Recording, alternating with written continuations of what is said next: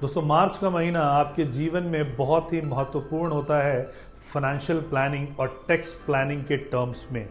Tax planning के लिए आपको सीएस हेल्प करते हैं और फाइनेंशियल प्लानिंग के लिए बहुत सारी एजेंसीज होती हैं जो आपको मदद करती हैं, जिसमें से बैंकिंग एक होता है।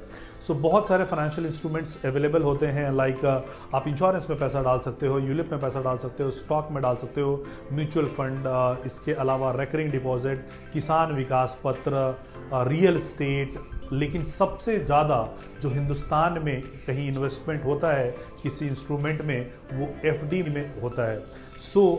एक एक्स बैंकर होने के नाते मुझे पता है कि सबसे ज़्यादा जो एसेट अंडर मैनेजमेंट होता था इसी फाइनेंशियल प्रोडक्ट का होता था।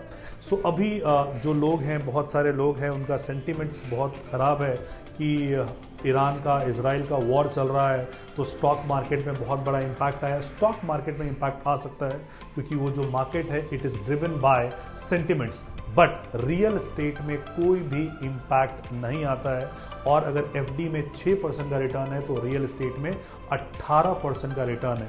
लेकिन अगर रियल एस्टेट में 18% रिटर्न है फिर भी एफडी में ज़्यादा लोग इन्वेस्टमेंट कर रहे हैं, इसके बावजूद कि एफडी आपको उतना भी रिटर्न नहीं देता जितना कि आप इन्फ्लेशन को बीट कर सको। तो क्या वो कारण है? तो पहला सबसे बड़ा कारण है कि बैंक आपको देता है लिक्विडिटी। जिस समय आप पैसा चाहे आप विड्रॉ कर सकते हो, आपके पैसे को आप भोग कर सकते हो। लेकिन बाकी फाइनेंशियल इंस्ट्रूमेंट्स में आप इतने आसानी से एग्जिट नहीं ले सकते हो। तो आज हम आपको बैंक जैसा लिक्विडिटी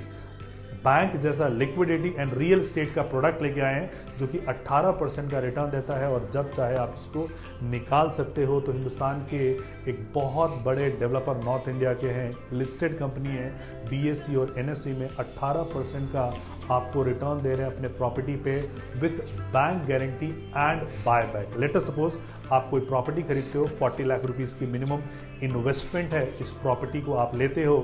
डे 1 से हम आपको रेंटल का चेक इशू करते हैं, यानी 18% यानी 60,000 रुपये पर मंथ। एंड जो आपका कैपिटल का चेक है वो भी हम हाथ के हाथ देते हैं। बीएसई और एनएसई लिस्टेड कंपनी है। तो इसके बारे में और अधिक जानकारी प्राप्त करने के लिए नीचे दिए गए नंबर पे हमें संपर्क जरूर करें।